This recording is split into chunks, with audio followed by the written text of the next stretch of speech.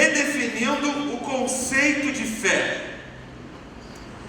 A primeira coisa a se dizer sobre fé é que fé não é crer em Deus. Fé não é crer em Deus. Dizer que a fé é somente crer é tornar algo superficial demais. Sabe por quê? O apóstolo Tiago nos diz o porquê. Crês tu que Deus é um só? Algumas versões dizem que Deus existe. Fazes bem, até os demônios creem e tremem.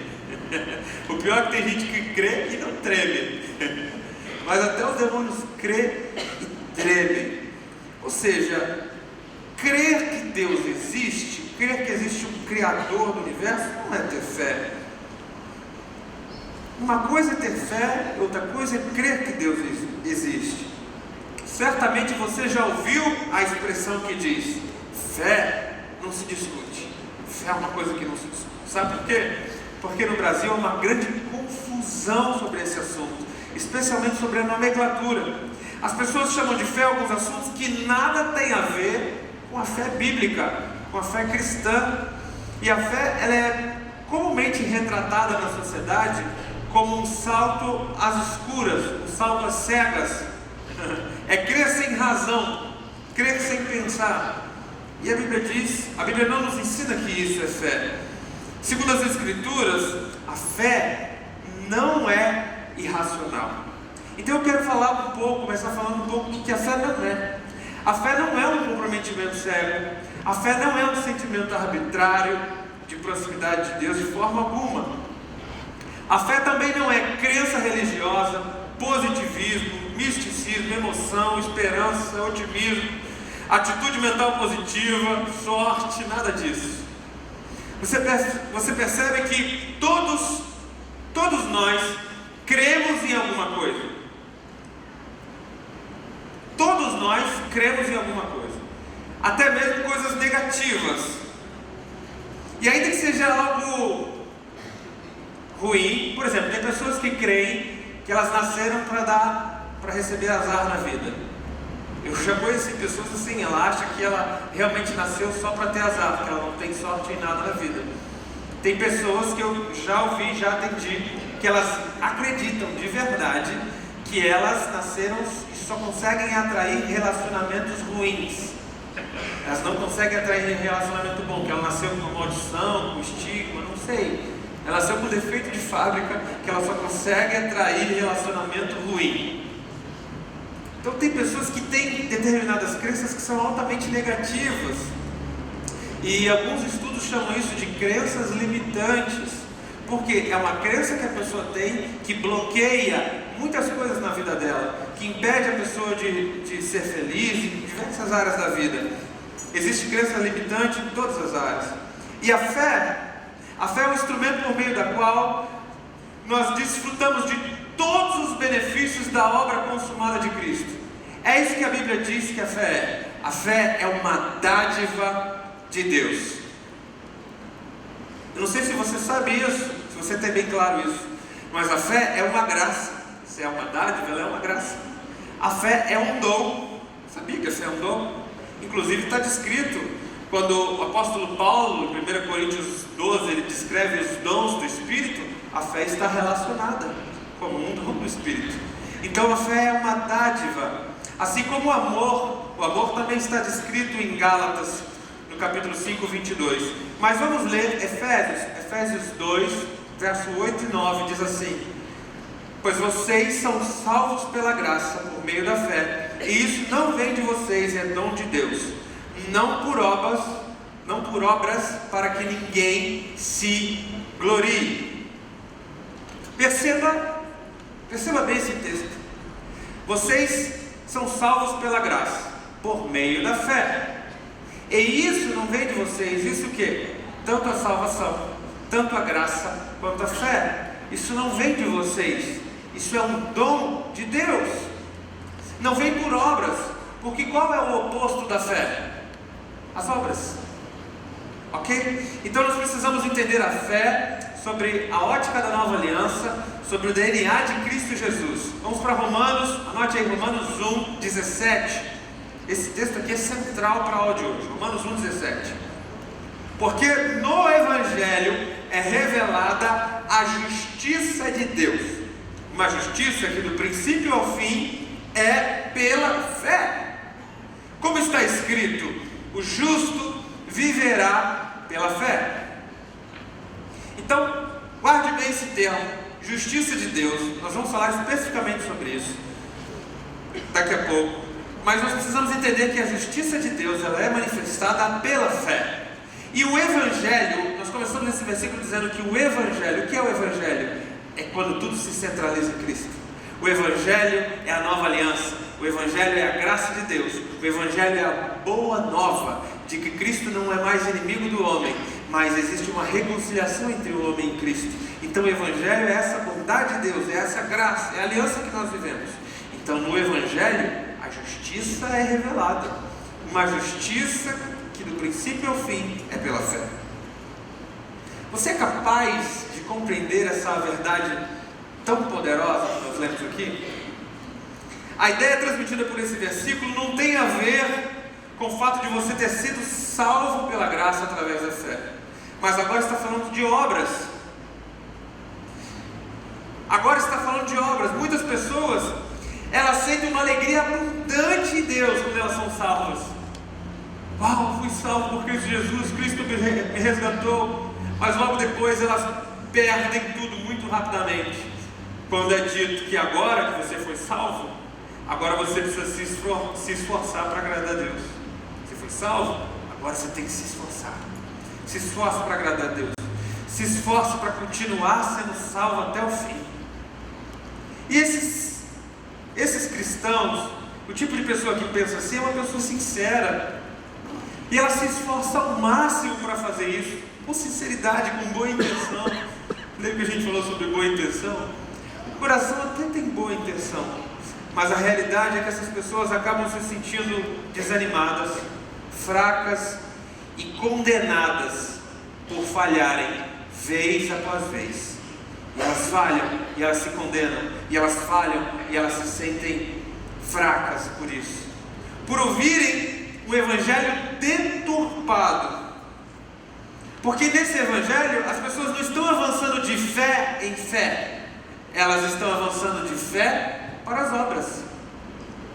Elas começam pela fé, são salvas pela fé, mas aí elas avançam para as obras. Agora você tem que se esforçar, agora é com você, agora você tem que conquistar. Meu Deus, que palavra, é uma palavra que não combina em nada com a nova aliança. Porque na nova aliança, Cristo já conquistou tudo por nós. Então nós não temos que lutar para conquistar, porque a luta já foi ganha. Entende? Então, o Evangelho é de fé pela fé, de fé em fé. Começa com fé e tem que terminar com fé. Vamos entender o que é viver pela fé de fato. Infelizmente, tem muitos cristãos hoje que estão se afastando da verdade essencial, da verdade do Evangelho, que é a graça e a justificação por Cristo Jesus. Há pessoas, há líderes cristãos que pretendem e que preferem sempre ensinar sobre como agir corretamente do que ensinar sobre como crer corretamente. Existe uma grande diferença nisso. E o que eu vim fazer na aula de hoje é te ensinar a como crer corretamente. Eu não vou te dar as boas práticas, não vou hoje falar sobre desenvolvimento pessoal, sobre como você pode evoluir e crescer para lutar, para conquistar. Não, eu vou falar sobre como você deve crer. Crer corretamente é muito, infinitamente mais importante do que agir, do que as obras, porque a fé é mais importante que as obras. E o Evangelho nós devemos viver pela fé. Agir e viver corretamente é sem dúvida algo muito importante. Agir é de fato algo importante, eu não tiro a relevância do agir, mas o que você precisa entender é que viver corretamente, agir corretamente é uma consequência de crer corretamente. Então, o que deve ser colocado no princípio correto crer. Eu primeiro preciso crer, primeiro eu preciso ter fé. E a fé então vai me levar. A fé, a graça de Deus vai me capacitar a agir de forma correta e a ter uma vida de forma correta, porque é exatamente isso que a Bíblia diz. Olha o texto de Gálatas, capítulo 3, versículo 11. É, portanto, evidente que diante de Deus ninguém é capaz de ser justificado pela lei. Por quê? Porque o justo viverá pela fé. Olha que coisa linda. Então Paulo está falando, é evidente, é óbvio, é claro que ninguém pode ser justificado diante de Deus pelas obras, porque a palavra de Deus garante, reitera, o justo viverá pela fé. Então nós precisamos aprender a crer corretamente. Olha que incrível, que forte o texto de Filipenses, anote, Filipenses 3, versículo 9, nós vamos ter muitos textos hoje, porque eu sei que eu estou mexendo num lugar em que muda muito o contexto e a mente nossa religiosa. Eu sei que vai na contramão de tudo aquilo que você ouviu a vida inteira. Eu tenho pesquisas, eu vou te mostrar alguns números da pesquisa, quando eu mostrar você vai se assustar com o que as pesquisas dizem, ok? Então eu sei que eu estou mexendo num território que vai chacoalhar com as suas entranhas de tudo que você ouviu. Por isso eu vou trazer muito texto bíblico que é para confirmar a doutrina. Filipenses 3,9. E ser encontrado nele, não tendo por mim a justiça que procede da lei, mas sim a que é outorgada por Deus mediante a fé. Então nós temos a justiça que é dada, que é outorgada, que é entregue por Deus mediante a fé. Ou seja, Deus nos dá algo, nos entrega algo por meio da fé. Hebreus 10:38, anote, Hebreus 10:38 diz assim: o justo viverá pela fé, contudo, se retroceder, a minha alma não se agradará dele. Esse texto é muito forte. Eu não sei o que você entende por retroceder, mas o texto dá um recado claro: o justo vive pela fé. O contexto do texto é fé. Então, a pessoa começa vivendo pela fé, mas quando ela retrocede, quando ela volta para a antiga aliança, está entendendo? Quando ela decide não mais viver pela fé, mas ela retrocede e quer viver por obras, olha que forte. Deus está dizendo que a alma do Senhor não vai se alegrar, não vai se agradar de quem retrocede na fé. Então esse assunto é fundamental no teu relacionamento com Deus. Não é sobre o discipulado que você vai dar, não é sobre as coisas que você vai ensinar às outras pessoas. Tudo isso é importante, mas eu estou falando aqui do seu relacionamento com Deus. Eu estou falando da forma como você crê, da forma que você enxerga o Pai Todo-Poderoso. As boas obras serão resultado de quando se vive de fé em fé. As boas obras, o agir corretamente, viver corretamente é o resultado, é a consequência. A vida santa será evidente quando você crer de todo o coração. Quando você crê de todo o coração que você se tornou justo, que você é abençoado por meio da fé em Cristo Jesus, então as boas obras virão como consequência. É o resultado, é a matemática do céu. Quando você decide crer de verdade, de todo o coração, com toda a sua alma, com todo o seu espírito, não é assim que o Evangelho de Mateus diz, né? Quando você crê de todo o coração, com toda a sua alma, com todo o seu espírito, então essa verdade no seu interior produz um resultado, um fruto, que é viver corretamente, é uma vida santa. O Evangelho envolve muitas mudanças de valores. O Evangelho envolve muitas mudanças de valores. Envolve também compromisso com o reino de Deus e o desejo intenso de seguir a Jesus Cristo. Isso é fé. Isso é fé. Mudança de valores, compromisso com o reino de Deus e o desejo intenso de seguir a Jesus. versículos bíblicos que eu te dei quebra tudo aquilo que algumas pessoas estão pensando, estão falando, mas agora é por graça, agora não preciso mais do culto, agora eu posso agir de qualquer jeito, agora eu posso pecar à vontade, agora eu preciso mais ir para o GC, não precisa mais nada, né? Tudo por graça. Então você vai receber um monte de versículo que contesta isso. A pessoa que chega a essa conclusão é porque de fato ela nunca experimentou a graça verdadeira de Cristo. A pessoa que pensa dessa forma e que vive dessa forma, ela, na realidade ela só se movia até hoje por medo. Elas estavam vindo para a igreja por medo de ir para o inferno, e não estava vindo para a igreja, não estava se aproximando de Jesus porque Jesus é bom, porque ela recebeu o amor de Jesus, mas ela estava se relacionando com uma religião por medo de ir para o inferno. E aí quando ela descobre que tudo bem, ela não vai mais para o inferno, ok, agora eu vou viver de qualquer jeito. Então sabe qual é o problema dessa pessoa? Ela nunca teve encontro real com Jesus. Ela pode ter tido muitas emoções, ela pode até ter tido algumas experiências religiosas, mas o encontro real com a pessoa de Jesus, que é a graça, lembra que nós falamos? A graça é a pessoa de Cristo. O encontro real com Cristo nos livra de todo medo, é isso que a Bíblia fala, lança fora todo medo, e o amor dele nos atrai, nos aproxima, e a partir daí nós vamos evoluindo e desenvolvendo a nossa fé. É isso que a Bíblia nos ensina. Agora se prepare, eu vou te passar uma pesquisa chocante, são números chocantes. Foi uma pesquisa realizada em 2009, e essa pesquisa foi realizada com milhares de cristãos, uma pesquisa americana, ok? Uma pesquisa feita nos Estados Unidos, e as pessoas que foram pesquisadas, as pessoas que preencheram essa pergunta eram de fato pessoas que estavam na igreja, nascidos de novo, cristãos, crentes, evangélicos, dê o nome que você quiser, e eram pessoas de diversas denominações. Não foi uma pesquisa feita em uma única denominação. A pergunta feita é: dê ou destaque 3 ou mais definições ou descrições a respeito da graça de Deus.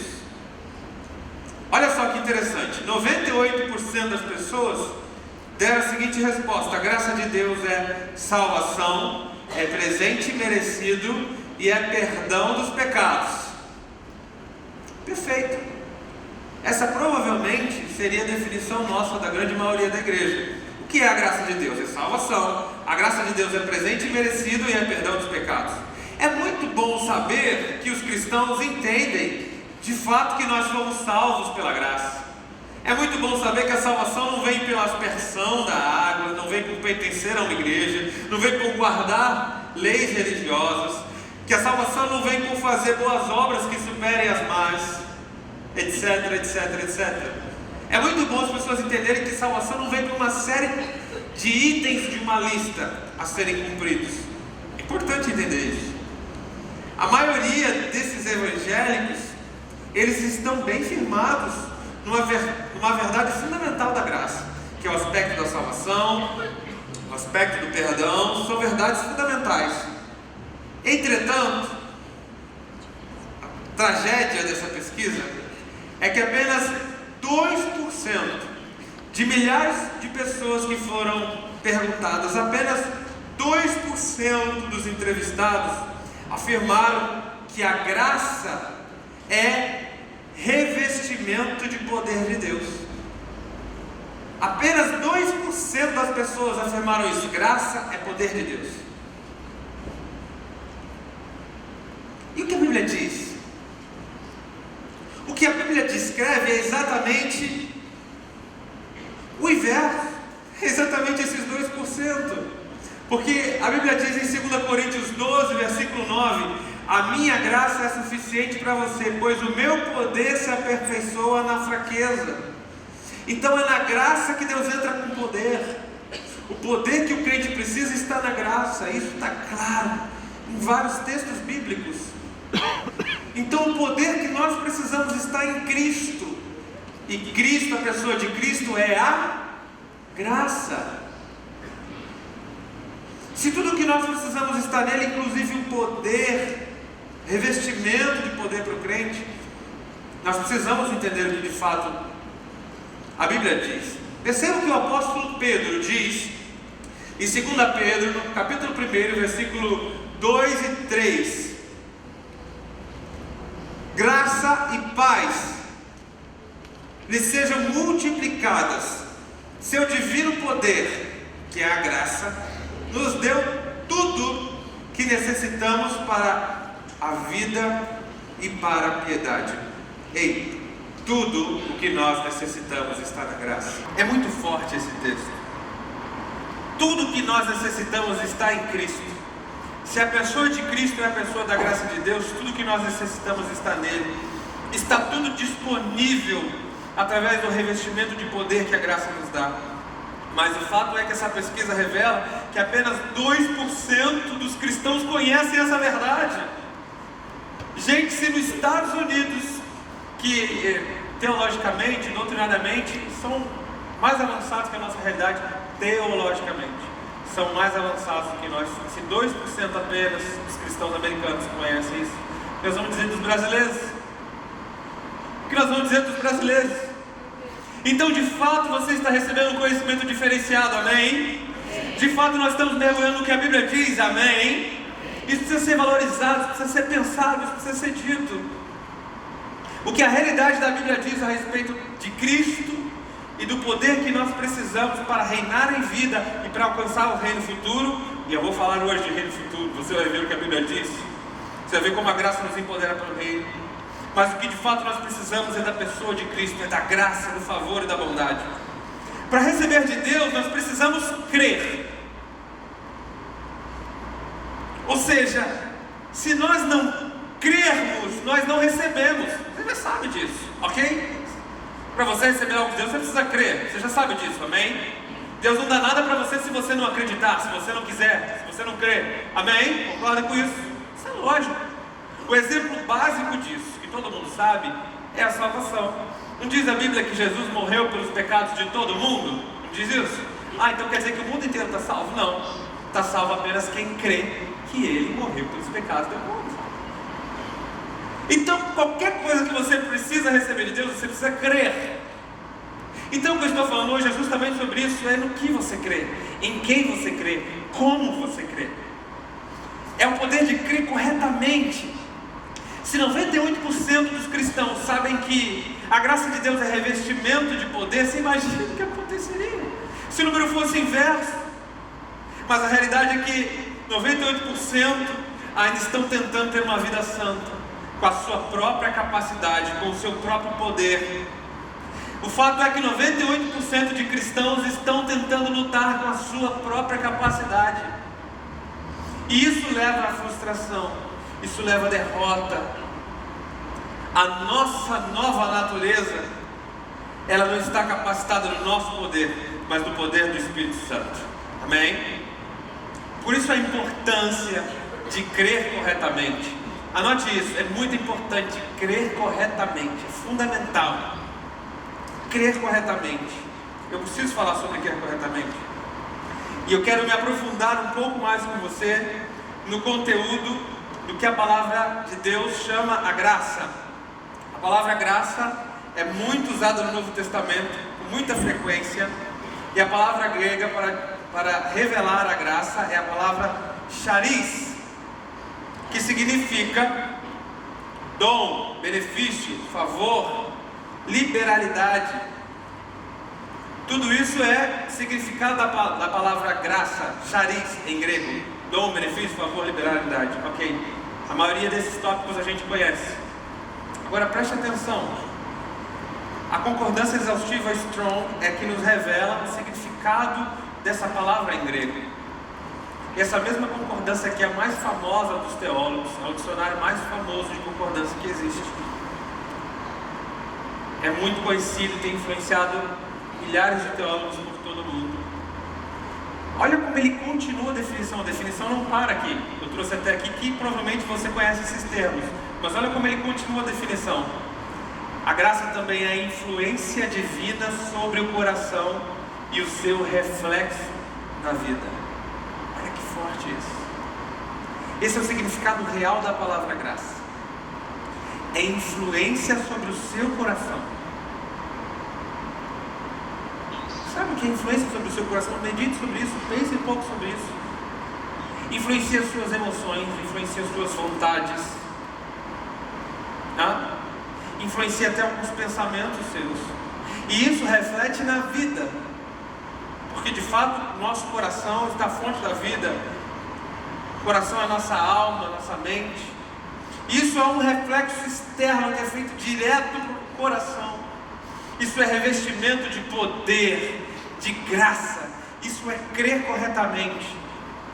Perceba que no livro de Atos, no capítulo 11, versículo 23, diz a Bíblia que Barnabé foi à igreja de Antioquia. E quando Barnabé chegou à igreja de Antioquia, o versículo diz que ele viu a graça de Deus. Como assim ele viu a graça de Deus? Quer dizer que Jesus estava lá? A graça estava palpável? O que ele viu de fato? Preste atenção que o versículo não diz que ele ouviu falar sobre graça, mas ele viu a graça. O comportamento externo das pessoas confirmava o revestimento de poder que as pessoas estavam recebendo. Refletia na vida das pessoas. Por isso Barnabé viu a graça na vida das pessoas. A graça é esse dom que nós recebemos. A graça é perdão, a graça é cura, a graça é provisão, a graça é receber da natureza de Deus. Mas a graça também é revestimento de poder, e você precisa crer nisso. Quando você crer nisso, a sua vida será diferente. Você até hoje vivia insistindo, lutando com aquele pecado que você não deixa largar. Você vivia insistindo, lutando, tentando mudar um comportamento nas suas forças. Mas a partir do momento que você crê corretamente na palavra de Deus, a graça de Deus vai transformar o seu interior, e você vai conseguir ser um com Cristo Jesus. Quando você crer corretamente, parar de crer e pensar e ter fé que é na sua força, porque é isso que nós estamos aprendendo até agora. Não é na sua força. A graça nos dá capacidade de ir além da nossa capacidade natural. É isso que a graça faz. Você pode ir além daquilo que você pode fazer normalmente, muito além da sua capacidade natural. Olha que importante dizer isso. Nós não tínhamos capacidade de nos libertar do inferno, e a graça nos libertou. Nós não deveríamos viver em liberdade, mas a graça nos fez livre. Aleluia. Nós não podíamos mudar a nossa natureza, não tínhamos capacidade de viver uma vida santa, mas a graça nos capacita a viver essa vida santa. Nós não tínhamos e não poderíamos mudar a nossa natureza, mas a graça mudou a nossa natureza. Então a graça é poder que transforma, é poder que muda, é poder que liberta, é poder que nos revela a verdade de Cristo. Por isso a informação correta é importante. Eu vou falar sobre a doutrina da justificação. Rapidamente, nós vamos passar um pouco pela teologia. O que é a doutrina da justificação? É somente por meio da fé que nós somos justificados. Tudo que Jesus conquistou na cruz é comunicado a nós por meio da fé. Nós somos declarados justos. Nós somos justos. Não importa teu comportamento até agora, nesse ano. Não importa o que você fez nos últimos meses, nos últimos dias. Você é considerado justo. Somente pela fé em Cristo Jesus. Isso não se baseia nas obras das suas mãos, mas na obra que Cristo fez. Olha o que Romanos diz, no capítulo 1, anote isso, Romanos 1:17. Nós já lemos, essa é a base, essa é a estrutura dessa aula. O Evangelho é revelada a justiça de Deus, uma justiça que do princípio ao fim é pela fé. Está escrito: justo viverá pela fé. Então no dia que você deixar de viver pela fé e passar a viver pelas obras, você não está mais vivendo o Evangelho. É isso que esse versículo diz. O justo viverá pela fé. Tem outro versículo que é mais forte ainda, daqui a pouco eu vou chegar nele. Paulo usa aqui o termo dos tribunais de justiça. Então quem estudou direito sabe muito bem do que está falando.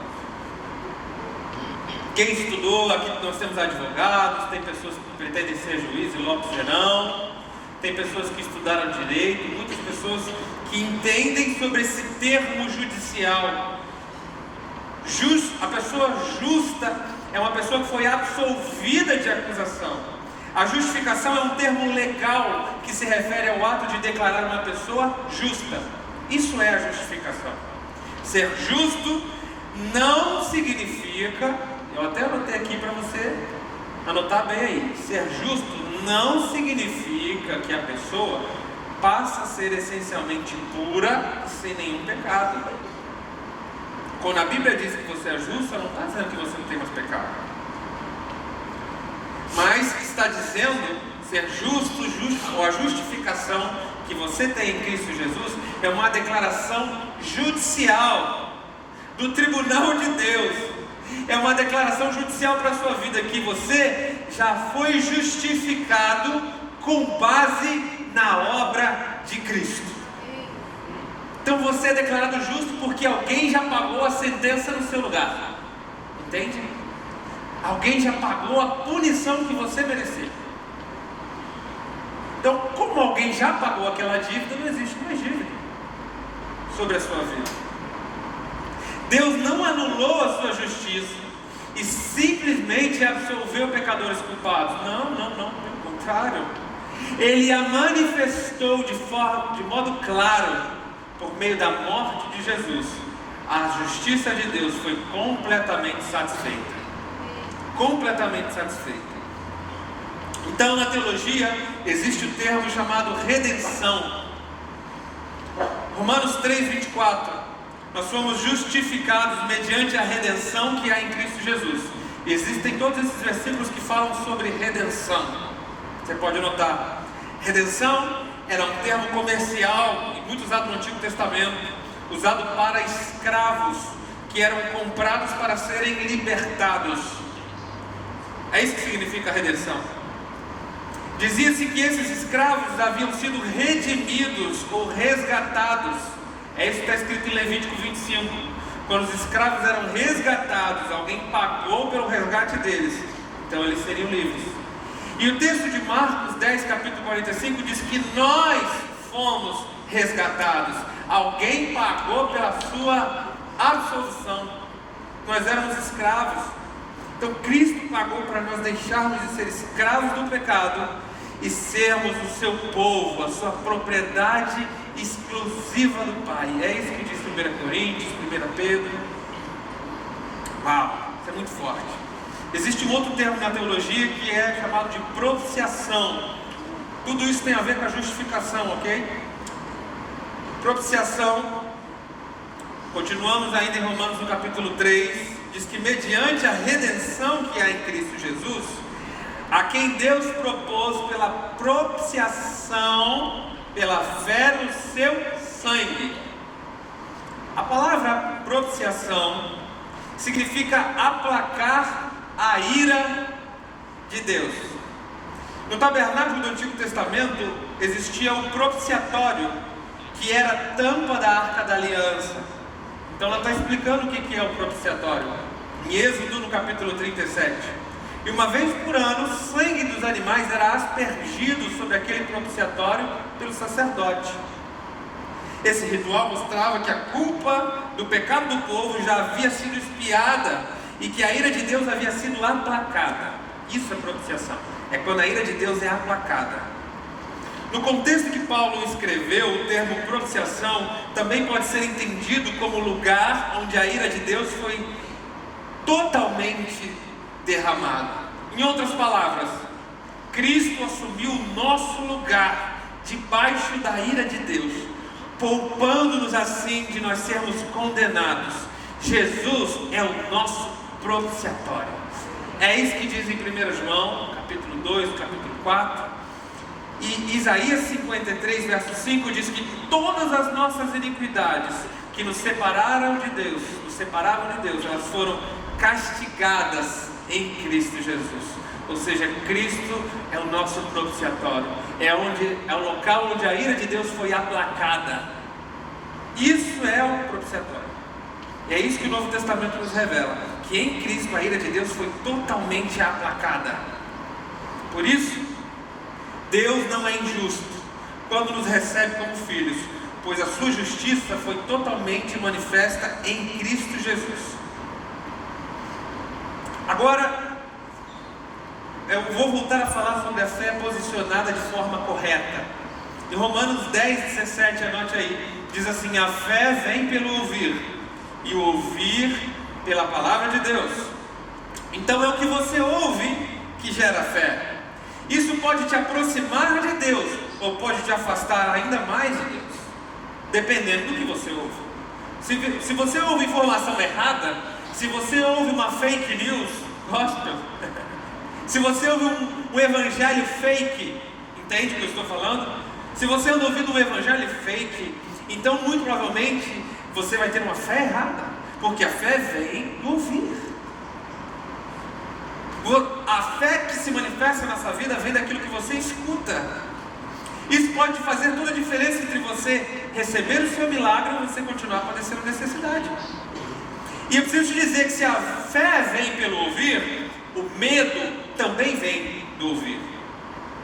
Se você tem escutado acerca de um Deus que é dominado pela ira, um Deus que está pensando em castigar você por causa dos seus pecados, Deus vai te castigar por causa dos seus pecados. Você foi demitido da empresa? É que você está com o pecado escondido. Olha Deus te castigando aí. Entende? Eu sei, você nunca pensou nisso, né? Mas o teu vizinho, alguém uma vez já pensou, né? Foi demitido, o carro quebrou, o motor fundiu. Meu Deus, o que eu estou fazendo de errado?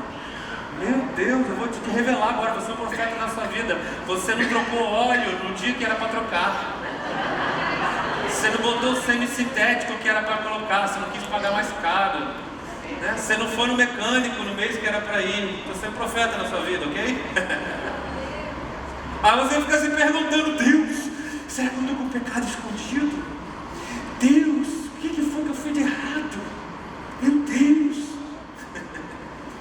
Então, se você tem ouvido falar de um Deus que castiga as pessoas, que fica dando doenças horríveis, a pessoa fica com doença, ela já se pergunta: Deus, o que eu fiz para receber uma punição dessa? Então, se você acredita num Deus que roda praga, que joga doença para um filho dele, se você acredita nesse Deus, como é que você tem coragem de chegar diante de Deus e pedir uma cura?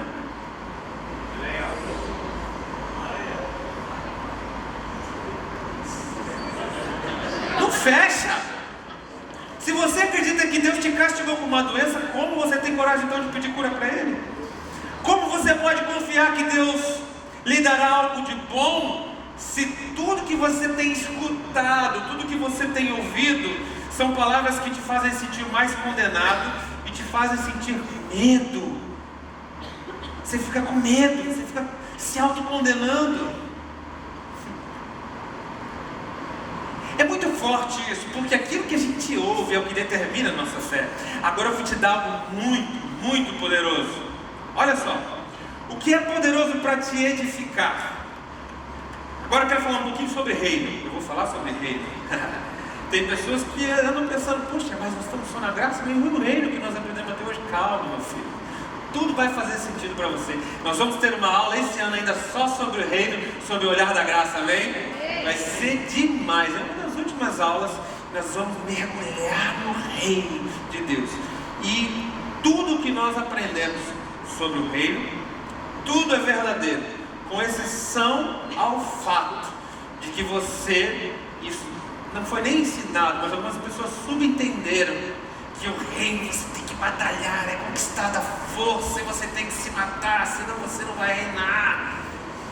E algumas pessoas entenderam dessa forma que se você não se matar, poucas pessoas vão reinar, porque tem que se matar, é muita conquista, é muita força.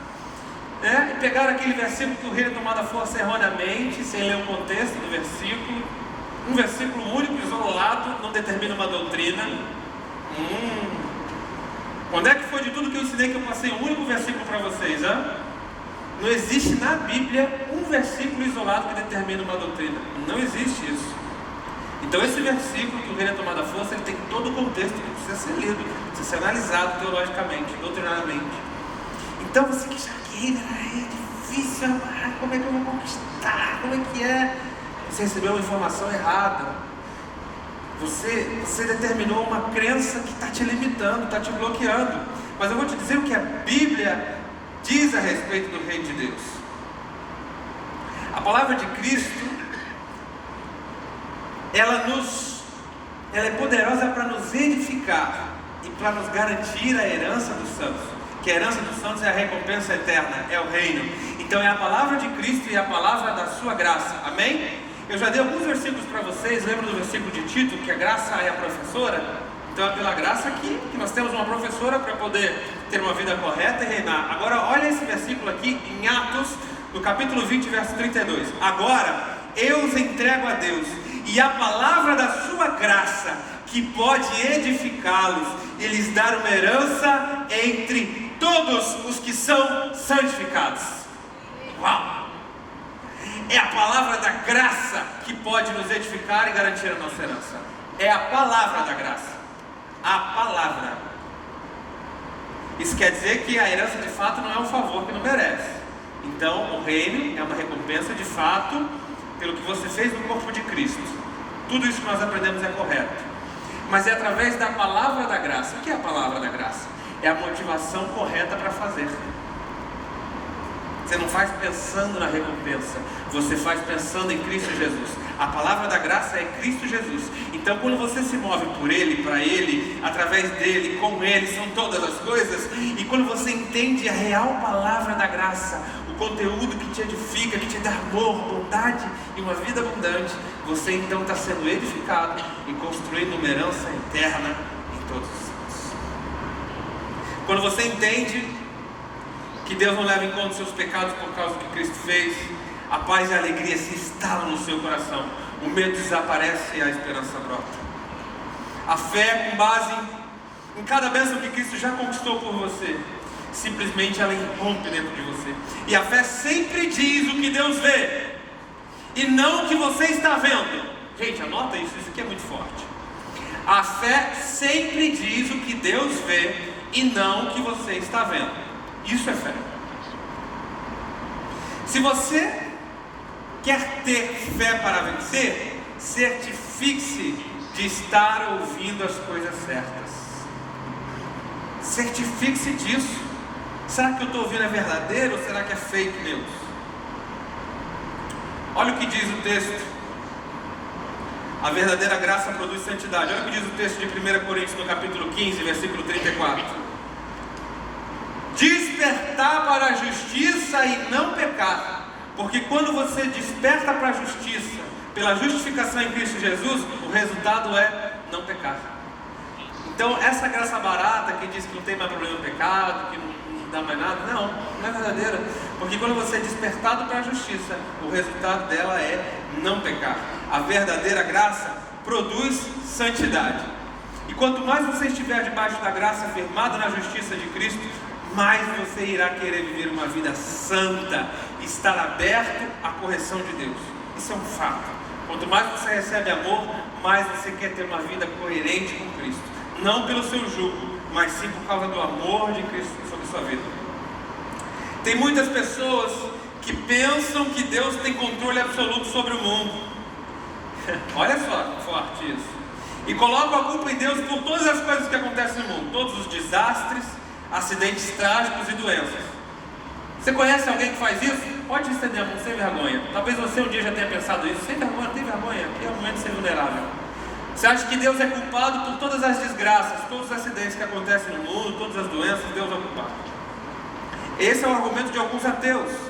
Eles dizem que não pode adorar a um Deus que permite que crianças sofram de doenças terminais.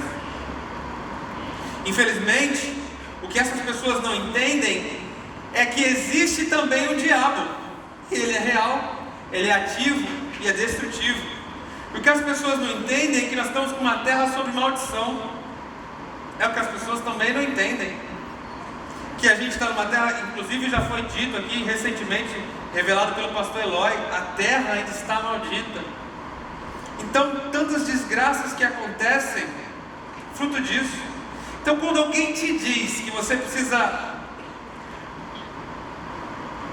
que você se atém a essas coisas, como você pode crer num Deus que faz isso?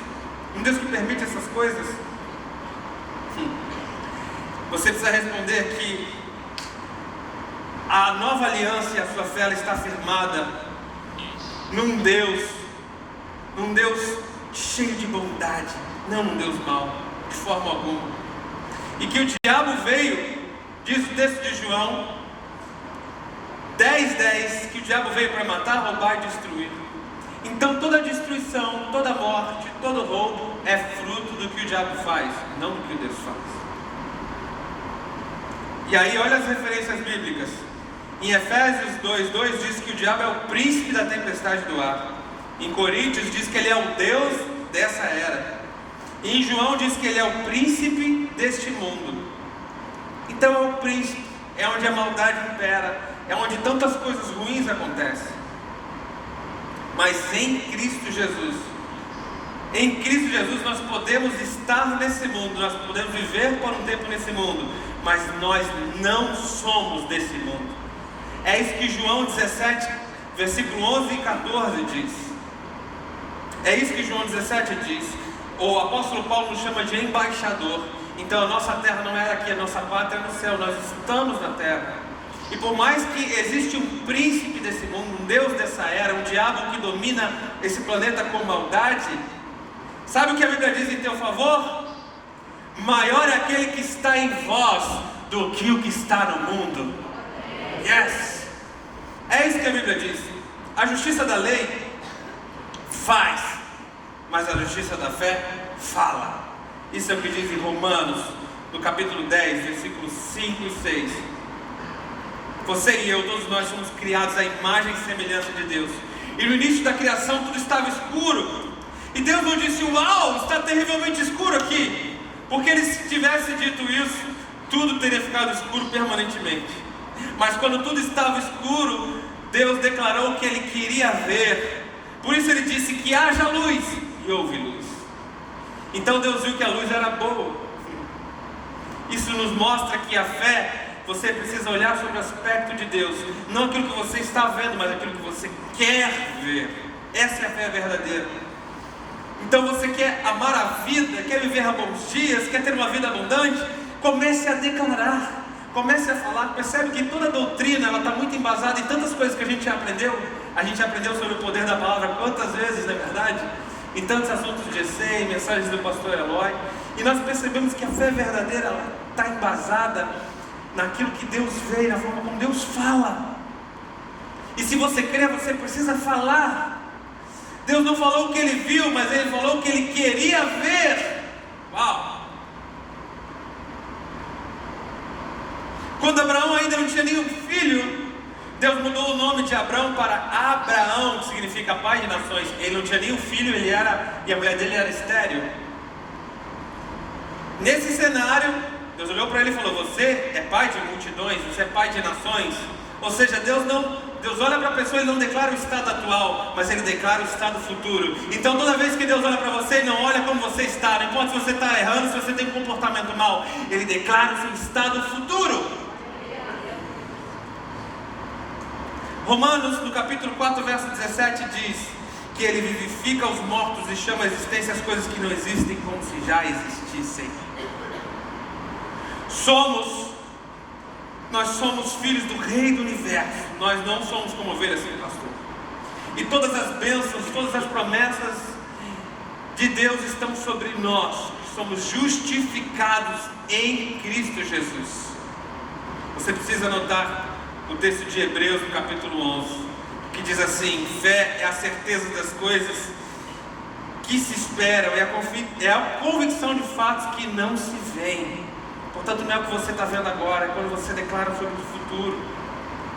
A Bíblia nos diz em Joel, capítulo 3, versículo 10: diga ao fraco, eu sou forte. Você se sente fraco, você se acha que não consegue vencer esse pecado, você precisa declarar sobre sua vida: eu sou forte, em Cristo Jesus eu sou forte. Olha o que Filipenses diz: tudo posso em Cristo que me fortalece. Então você precisa declarar: eu tudo posso naquele que me fortalece. Se você até hoje estava lutando com suas forças, achando que você tinha que mudar seu comportamento com suas próprias forças, comece a declarar esses versículos bíblicos: eu vou conseguir mudar e me transformar a minha vida em Cristo, porque Ele me fortalece. 1 Pedro 2,24: pelas suas pisaduras eu fui sarado. Quando você estiver doente, declare esse versículo. Quando você se sentir mal na sua saúde física, declare: pelas pisaduras de Cristo eu sou sarado. Isaías também declara que ele levou sobre si todas as nossas enfermidades. Declare, não declare o seu estado atual, não chegue: Jesus, eu estou doente, oh Jesus, por que você me deixou ficar doente, eu não estou mal. Não, declare: Cristo já pagou todo o preço de enfermidade, eu sou sarado, Ele já levou todas as enfermidades, eu sou sarado. Exerça a fé declarando, exerça a fé falando. Quando algo lhe falta, quando algo te falta, declare Filipenses capítulo 4, verso 19: o meu Deus supre todas as minhas necessidades, de acordo com as suas riquezas em glória por Cristo Jesus. Perceba que tudo se centraliza em Cristo, tudo. Está faltando algo na sua vida? Comece a declarar, não diga o que está faltando. Chega de dizer: ah, falta isso, falta aquilo, eu estou ruim, estou fraco. Não, comece a declarar pela fé. Isso é ter uma vida de fé. Isso é crer corretamente. Você está declarando sobre o teu futuro aquilo que Cristo já conquistou por você. E quando você pecar, agora e aí quando você pecar? E aquele pecado que você não consegue, você já lutou, não consegue abandonar. Quando você pecar, declare sobre o seu pecado: eu sou a justiça de Deus em Cristo Jesus. O pecado não te domina mais. É o que o texto de Romanos diz: o pecado não terá domínio sobre a sua vida. Você peca, em vez de você se fragilizar: Deus, eu pequei de novo, eu não presto, eu sou ruim, eu sou fraco. Tudo bem, eu entendo que remorso é um sentimento que todo ser humano tem. Ok, você tem um sentimento de remorso. Agora você precisa exercer domínio sobre o seu remorso, declarando com fé. Porque fé não é o seu estado atual, fé é o seu estado futuro. Você vai declarar com fé: Deus, eu pequei, mas eu creio que eu sou a justiça de Deus em Cristo Jesus. Eu pequei, mas eu sei que esse pecado não me domina mais. Não me domina, porque é isso que a sua palavra declara. Você precisa começar a declarar aquilo que Deus diz, aquilo que Deus pensa ao seu respeito. Aquele que recebe o dom da justiça, que é a graça, recebe poder para reinar sobre o pecado. Aquele que recebe o dom, que recebe a graça, recebe o poder para reinar sobre o pecado. Nós já vemos isso na aula passada. O pecado não terá domínio sobre vós. E o que Deus quer é que você venha reinar em vida, como diz o texto de Hebreus. Isso é viver sobre a nova aliança de Cristo Jesus. Tudo que nós ensinamos está embasado em todos esses textos bíblicos: Romanos, Coríntios, Gálatas, Hebreus e Salmos. Um texto por dia, mas é aquela meditação plena, é mergulhar no texto, ler, reler,